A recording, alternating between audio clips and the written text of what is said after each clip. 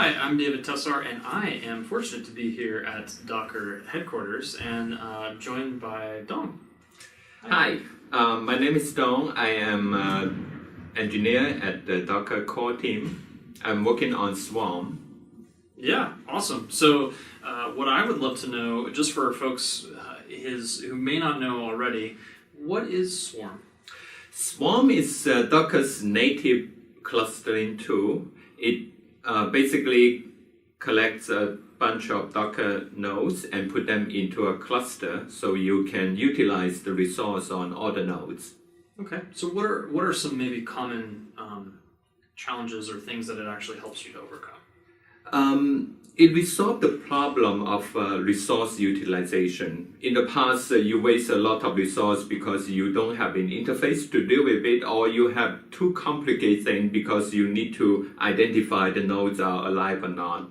So with a clustering tool, you don't need to worry about that. You just consider a cluster as a giant Docker engine.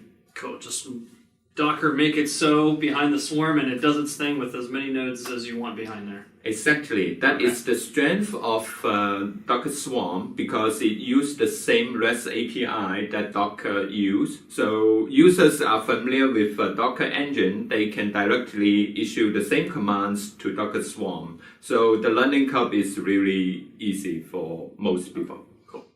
So maybe you could tell us really briefly here, what does this template actually configure?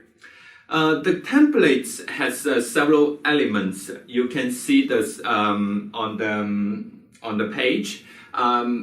You can set up several managers for Swarm, and then a number of nodes in Docker nodes. Those are configurable, so you can decide the number of managers is to provide high availability. The number of nodes are the resource that you will use in the Docker cluster.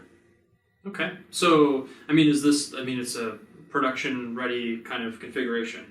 Yes. So in Swarm, after 1.0, we consider Swarm is production-ready. We already know that companies are using Swarm to deploy their production applications. Okay, great. So could you show us how to get going here using Swarm in Azure? Sure. A Swarm cluster on Azure is quite simple. Microsoft has open source Swarm templates on Azure. Ahmed Balkan made an awesome video to demonstrate how you can create a Swarm cluster in Azure within 3 minutes. I follow the instruction to create my Swarm cluster in Azure. You can see that it has created a master sets and a node set. One of the things you can use is the SS tunnel available when you create the from the template. So let's see what we can do using that. What this tunnel does is to map my local port 2375 to the Swarm master zeros port.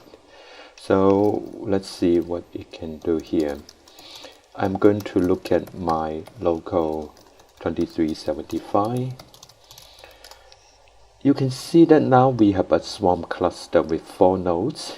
Each node are Core OS node, and it has the basic node information, container information. We can also look at the Swarm's version. This is the thing I changed in the template.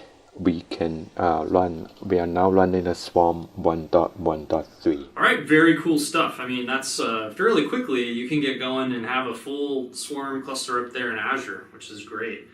So where would you recommend people maybe to go to learn more about Swarm? You can go to docs.docker.com/swarm. That is a nice place to start. And also look at the Azure templates available on GitHub. Awesome. All right. Thanks so much. Thank you.